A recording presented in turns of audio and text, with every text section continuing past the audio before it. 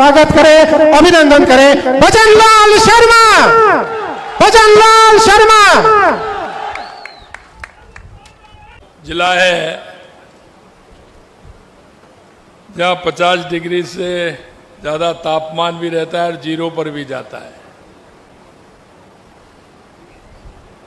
इसलिए आपको हर मौसम में काम करना होता है।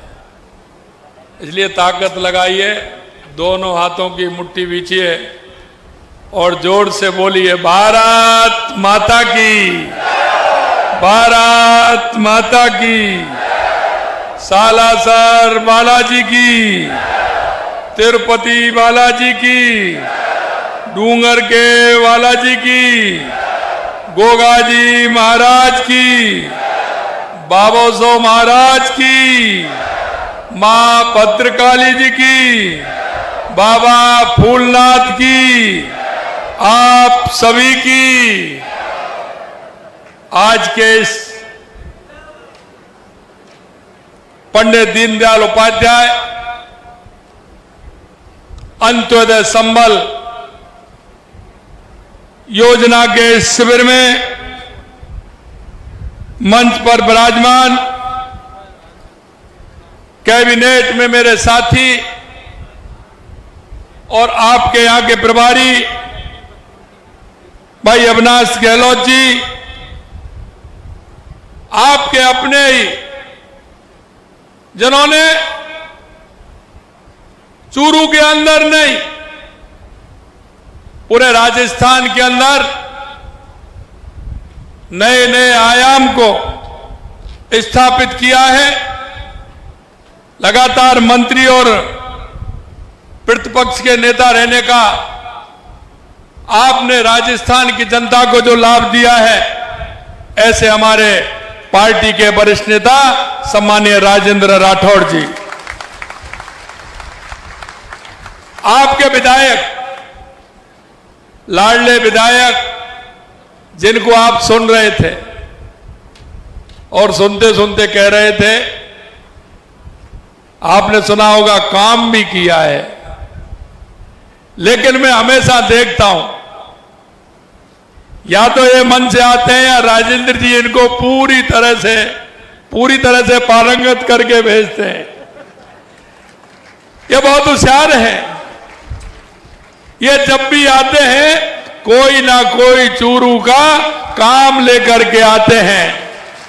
और आज भी मैंने जब पूछा 2-3 दिन पहले तो मेरे को कुछ नहीं कहा, लेकिन धीरे से आपने देखा ना, धीरे से बता दिया ये भी चाहिए, ये भी चाहिए, ये भी चाहिए। ऐसे मेरे भाई हरलाल सारण जी, पार्टी के हमारे जिला अध्यक्ष, लगातार मेरे साथ उन्होंने युवा मोर्चा में भी काम किया है। ऐसे भाई बसंत जी, लोकसभा के हमारे प्रत्याशी भाई देवेंद्र झाझड़िया जी, पूर्व मंत्री राजकुमार रेणवा जी, प्रदेश के महामंत्री भाई वासुदेव चावला जी, पूर्व मंत्री खेमराज मेघवाल जी, पूर्व एमएलए रतनगढ़ अवनेश महर्षि जी, विधायक प्रत्याशी सुजानगढ़ श्रीमती संतोष मेघवाल जी, श्रीमती सुमित्रा पूनिया जी, प्रत्याशी राजगढ़, जिला प्रमुख चूरू श्रीमती वंदना आर्य जी, प्रधान पंचायत समिति चूरू दीपचंद्र आर्य जी, राष्ट्रीय उपाध्यक्ष यूथ हॉस्टल पराक्रम जी, प्रदेश कोषाध्यक्ष पंकज गुप्ता जी, हमारे पार्टी के प्रवक्ता भाई लक्ष्मीकांत भारद्वाज जी, मेरे सामने बैठे मेरे पूजा योग बुजुर्गों, नौजवान दोस्तों और मेरी माता बहनों, सबसे पहले तो मैं आप सभी का वंदन करता हूं, अभिनंदन करता हूं, आप सभी को मैं प्रणाम करता हूं। मैं बहुत ही सौभाग्यशाली हूं क्योंकि चूरू की धरती को मैं जानता, ये अपनी वो धरा है तो संस्कृति से परिपूर्ण है, ये पावन भूमि है। चूरू अपनी अठूनी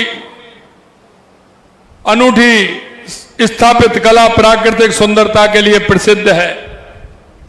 और जब मैं बात करूं, मेरे को एक चित्र दिया था अभी कृष्ण हिरण का, मैं आपको कहना चाहता हूं, हमारा ताल छापर जो अभ्यारण्य है, यह अभ्यारण्य देश में ऐसा अभ्यारण्य कहीं नहीं होगा।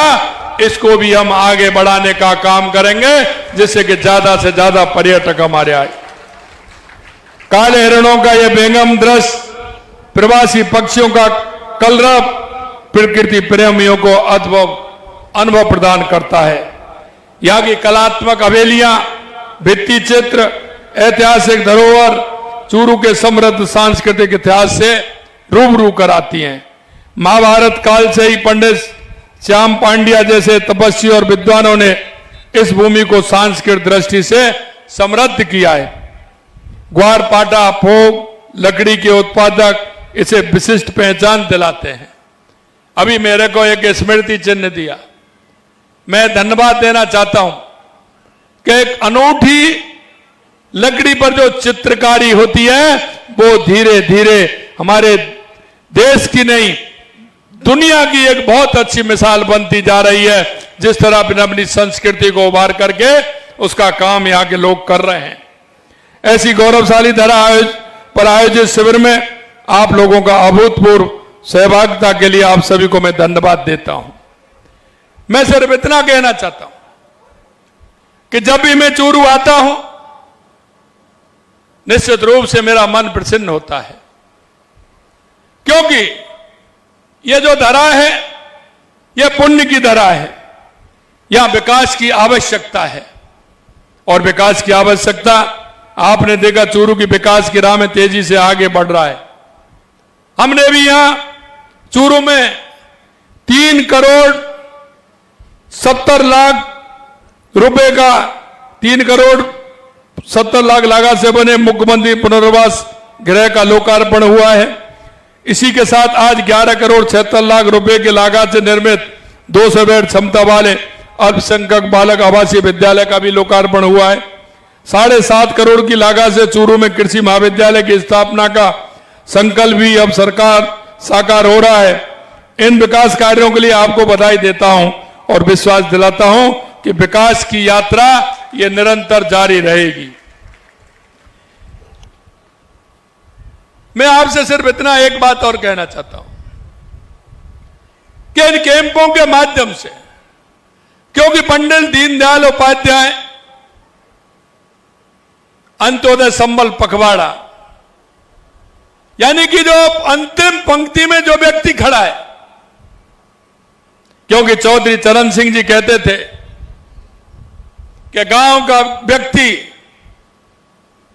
किसान, मजदूर जो गांव के दुख और दर्द को समझता है, गांव की पगडंडियों से निकला हुआ है, गांव के खेत और खलिहान को जान सकता है, जब तक वो उच्च पदों पर नहीं बैठेंगे, जब तक गांव और गरीब का भला नहीं हो सकता। इसलिए मैं आपसे कहना चाहता हूं, हमारे देश के यशस्वी प्रधानमंत्री नरेंद्र मोदी जी के नेतृत्व में 2014 के बाद आपने लगातार परिवर्तन देखा है, चाहे वो गरीब कल्याण की योजनाएं हो या देश के विकास की योजनाएं हो, आप सभी देखते आ रहे हैं। और इसलिए मैं कहना चाहता हूं, माननीय यशस्वी प्रधानमंत्री नरेंद्र मोदी जी के नेतृत्व में यह संबल पखवाड़ा हमने स्टार्ट किया है।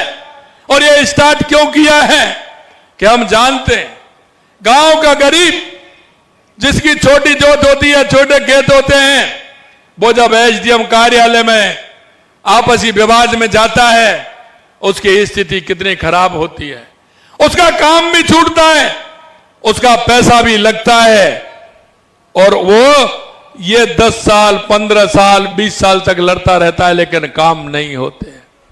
इन शिविरों के माध्यम से ये सारे काम हो, हमारे नामांतरण के काम हो, हमारे बंटवारे के काम हो, रास्तों के विवाद के काम हो, ये सब ऐसे काम हैं जो किसान की आवश्यकता के काम हैं। रास्ते के इतने केस होते हैं, उनको आपस में सामंजस्य अगर सुलझाएंगे तो उनका रास्ता बन जाएगा। आज मुझे खुशी हुई कि मेरे को बताया कि 20-22 साल पुराना केस था, उस पर हमारी सहमति बनी और रजामंदी होकर के उनका बंटवारा हो गया।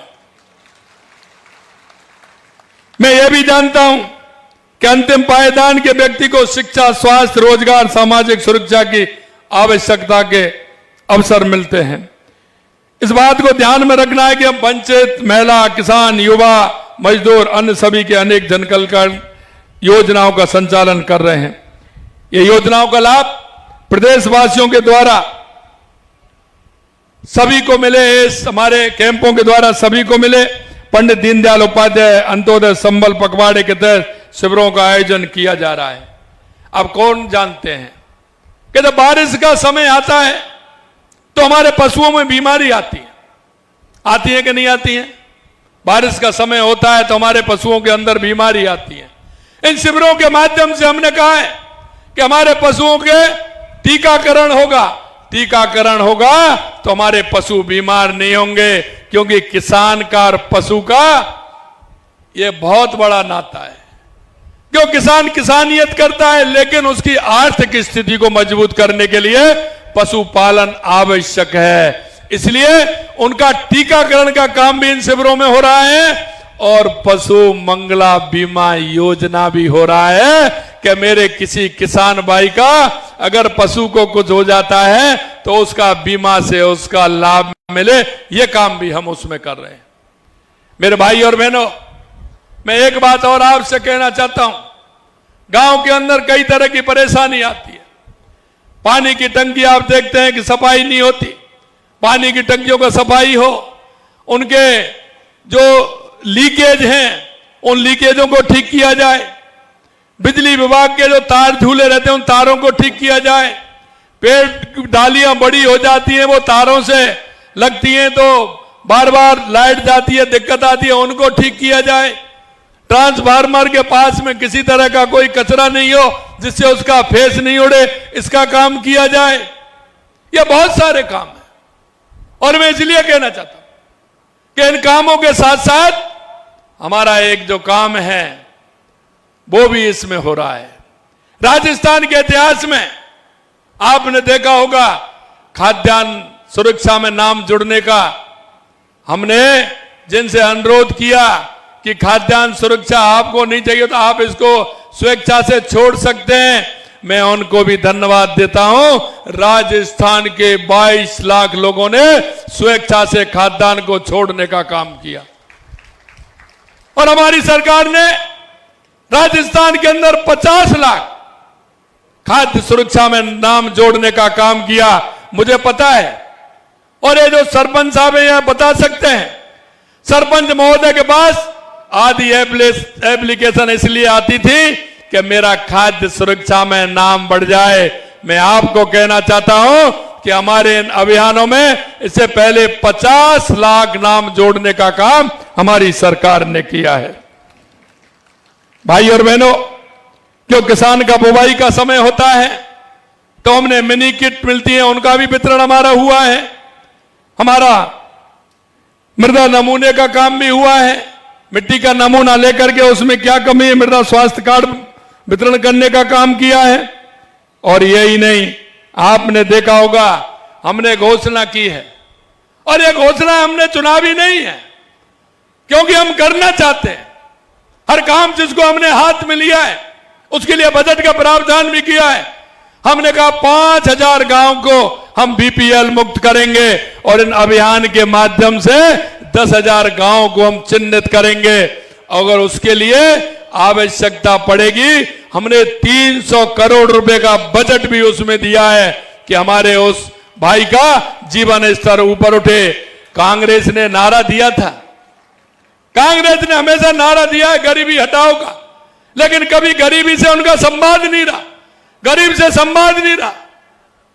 मित्रों, देश के यशस्वी प्रधानमंत्री नरेंद्र मोदी जी के नेतृत्व में गरीब का जीवन स्तर ऊपर उठे, मेरे हर भाई का जीवन स्तर ऊपर उठे, इसके लिए हमने प्रावधान भी किया है और बीपीएल मुक्त करने का काम भी हमारी सरकार कर रही है। मैं आपसे एक बात और कहूंगा कि कांग्रेस के लोग कहते हैं क्योंकि मैं उनको पेपर दिखाता हूं, मैं उनको पेपर दिखाता हूं और मैं उनसे कहता हूं कि 1.5 साल बनाम 5 साल, और मैं इसमें कोई गलत नहीं कह रहा हूं, मैं आंकड़े बताता हूं, दिल्ली में आंकड़े बता रहा हूं।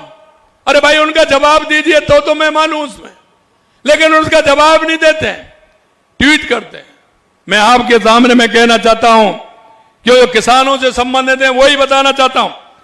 फार्म पॉन्ड खेत तलाई के लिए हमने 32,164 1.5 साल के अंदर किए, उन्होंने 1.5 साल में 609 किए थे, 6,009 उन्होंने, और उन्होंने 5 साल में 29,430 किए थे, और हमने 1.5 साल में 32,164 किए हैं।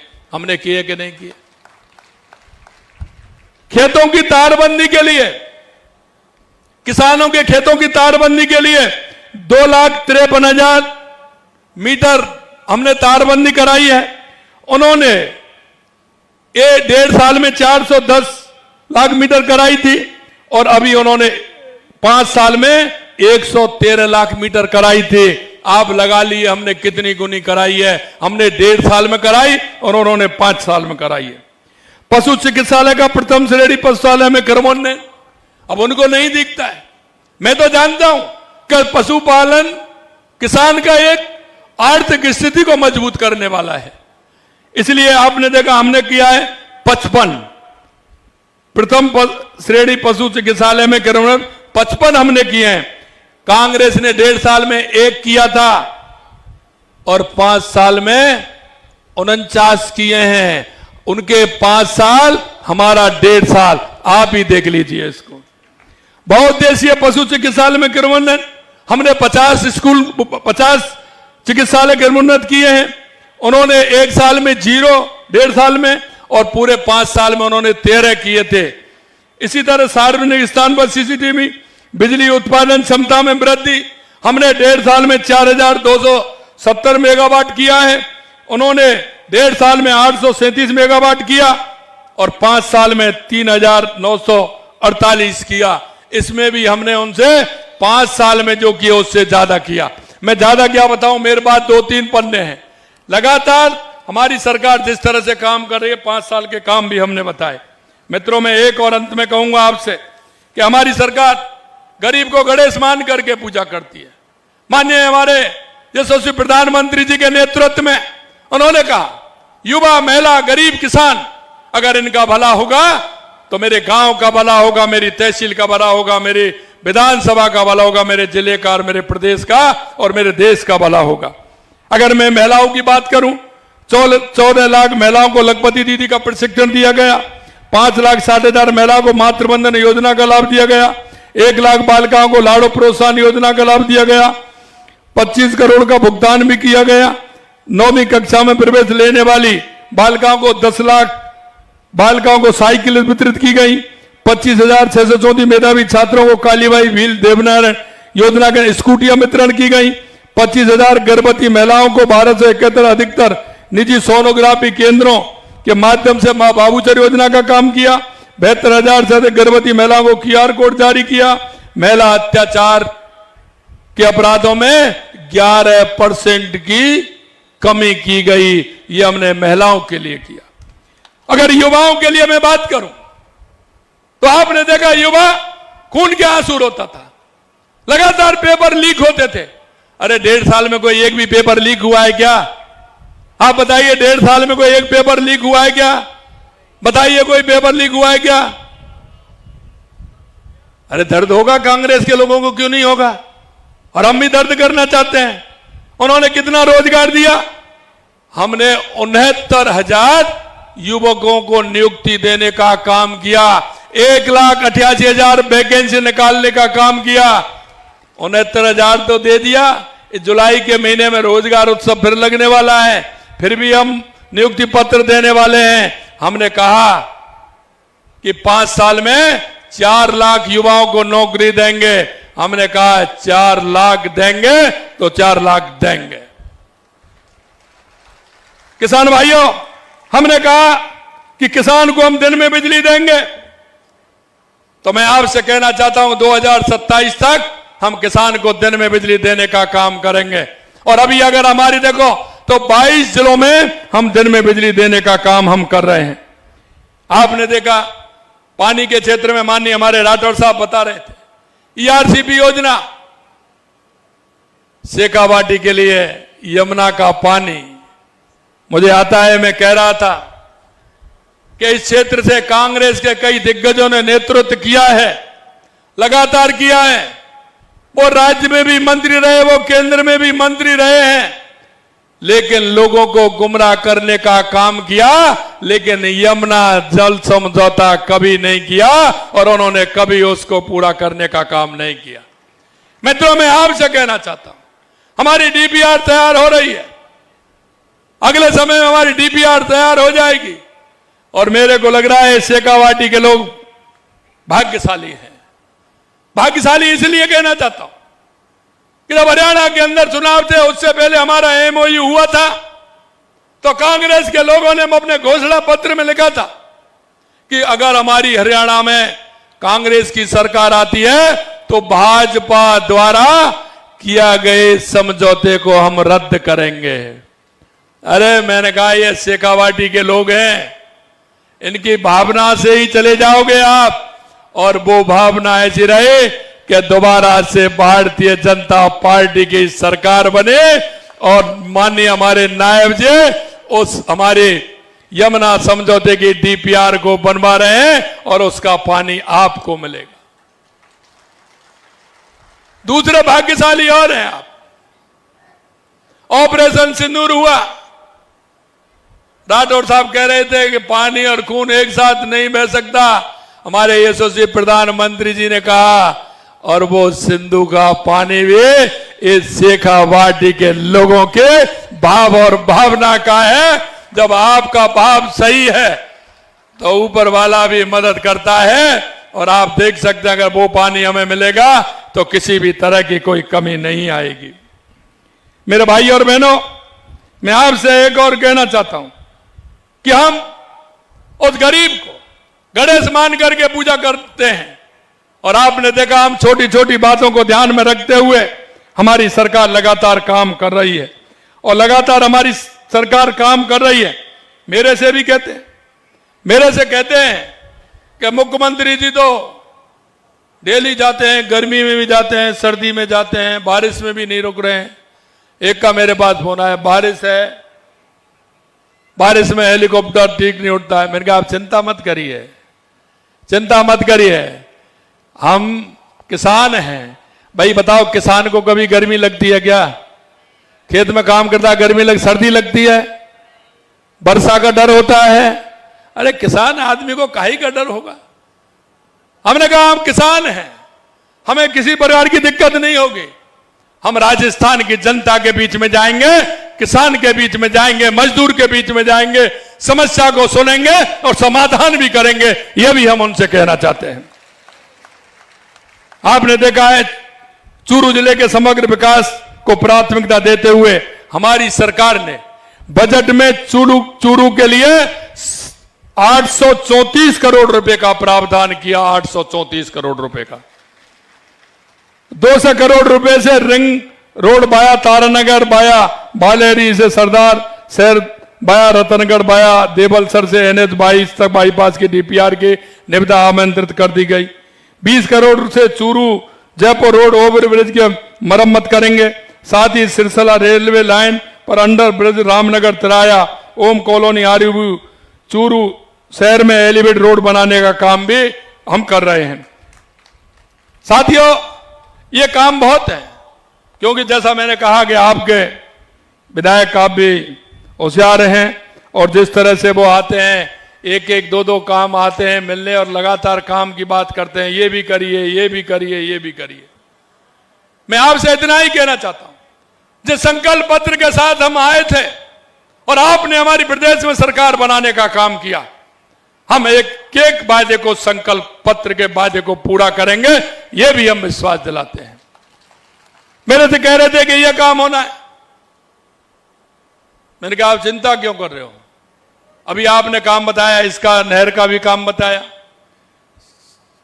PSC से CSC का काम बताया, हरलाल जी चिंता मत करिए, आप जो बताएंगे वो हम करेंगे, ये भी हम आपसे कहना चाहते हैं।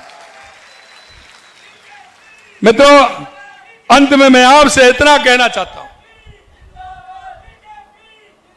अंत में मैं आपसे इतना कहना चाहता हूं, क्योंकि हम इस प्रदेश के नागरिक हैं, इस देश के नागरिक हैं, हम सभी का कर्तव्य है कि अंतिम पंक्ति में जो व्यक्ति खड़ा है, मेरा किसान, मजदूर, महिला, युवा, कोई दिव्यांग भाई, दिव्यांग बहन, युवा जो बेरोजगार है, हमारी केंद्र की और राज्य की जो हमारी स्कीम है, देश के यशस्वी प्रधानमंत्री नरेंद्र मोदी जी ने हर राज्य के अंदर, केंद्र के अंदर एक भी व्यक्ति ऐसा नहीं जो योजना से जुड़ करके उसका लाभ नहीं ले सके। क्यों, कभी कभी दिए तले अंधेरा होता है, और दिए तले अंधेरा कभी आप देखते हैं आपके पड़ोस में, आपके मोहल्ले में, आपके गांव में कोई भी व्यक्ति ऐसा हो जिसको केंद्र और राज्य सरकार की योजनाओं का फायदा अगर मिले तो उसका जीवन स्तर ऊपर उठे। इन शिविरों के माध्यम से हम हर जन जन तक हमारी योजनाओं का लाभ व्यक्ति को मिले, इसके लिए हम काम कर रहे हैं। और यही आह्वान मैं आपसे करना चाहता हूं मेरे भाई और बहनों, कि आप अपने पड़ोस में, मोहल्ले में, गांव में देखें और उनकी मदद करें और योजनाओं का लाभ ज्यादा से ज्यादा मिले, यह मैं आपसे निवेदन करना चाहता हूं। हम सभी का दायित्व है। आपके जीवन में भी वो दिन आए होंगे तो कोई ना कोई आवश्यकता आपको रही होगी। अरे हम तो इतना सोचते हैं, और इतना इसलिए सोचते हैं कि हम किसान के दर्द को जानते हैं। हम जब देखते हैं कि किसान होता है और किसान के घर में अगर पशु नहीं होता है, दूध नहीं होता है, तो आप देखते हैं जब रिश्तेदार आता है तो वो दो ही बात करता है। किसान परिवार में दो ही बात करता है, फसल कैसी है साहब आपकी? करता है कि नहीं करता? करता है ना, फसल कैसी है आपकी? और दूसरी बात करता है, दूध बूध हो रहा है कि नहीं हो रहा है? करता है कि नहीं करता? यही करता है, दूध हो रहा है, गाय भैंस दूध दे रही है। अगर कोई ये कह दे कि नहीं साहब दूध नहीं हो रहा है, तो ये अच्छा लगेगा क्या? हमने कहा हमारे किसान को 1 लाख रुपए बिना ब्याज के गौपालक क्रेडिट कार्ड देंगे, जिससे वो गाय भैंस खरीद करके लाए और अपने बच्चों को दूध पिलाए, जिससे बच्चा स्वस्थ और मस्त रहे। यही नहीं, क्योंकि मैं जानता हूं हमारी माता बहनें दिन भर काम करती हैं, लेकिन जब पशु का दूध काटने जाती हैं और जब वो डेयरी वाले के पास जाती हैं, मेरे भाई और बहनों, ये गरीबी भगवान किसी को नहीं दे, गरीबी किसी को नहीं दे, मैं ये भी कहना चाहता हूं। और मैं जानता हूं कि जब वो माता बहनें डेयरी पर दूध दे करके आती हैं, बाल्टी को लेकर के घर से जाती हैं, जब वो नापती हैं, लीटर से दूध देती हैं, तो घर आकर के खाली बाल्टी लेकर के आती हैं। और जब बच्चा दूध मांगता है तो उसमें पानी डाल करके, सफेद करके, उस बाल्टी को हिला करके बच्चे को बहलाती हैं। ये मैं आपको वो बात बता रहा हूं जो आपके मन में ये होगी, लेकिन हमने सोचा क्योंकि गरीबी का मोल नहीं है, इसलिए हमने सोचा कि हमारा वो नौनिहाल कमजोर नहीं हो, उस नौनिहाल को दूध मिले, इसलिए आंगनवाड़ी केंद्र में हमने दूध प्रारंभ कराया। पहले हमने 3 दिन दिया, अब 5 दिन देने का काम हमारी सरकार ने किया है, जिससे हमारी किसी भी माता बहन, गरीब भाई का बच्चे को दूध मिले और उससे जिससे कि हष्ट पुष्ट हो, यह भी हमने काम किया है। मैं आपसे इतना ही कहना चाहता हूं कि हमारी सरकार उस वहां तक पहुंचना चाहती है जहां गरीब की आवश्यकता होती है, उसके मन में किसी तरह की पीड़ा नहीं हो बच्चे के प्रति, अपने परिवार के प्रति, जिससे कि पूरा वो हष्टपुष्ट हो। यह भी हम करने जा रहे हैं। अंत में मैं आपसे इतना ही कहना चाहता हूं, आपकी जो भाव और भावना है उनको हम अच्छी तरह से समझते हैं मेरे भाई और बहनों।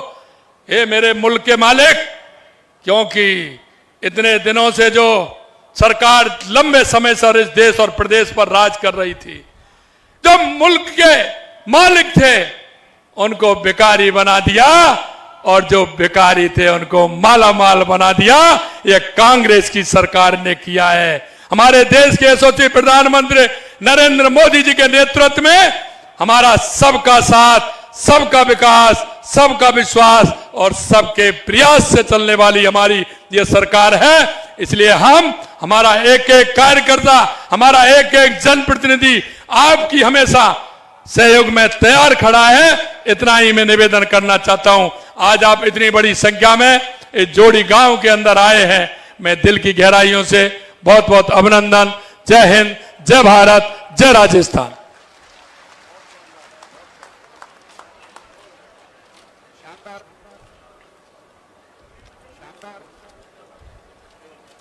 शानदार उद्बोधन।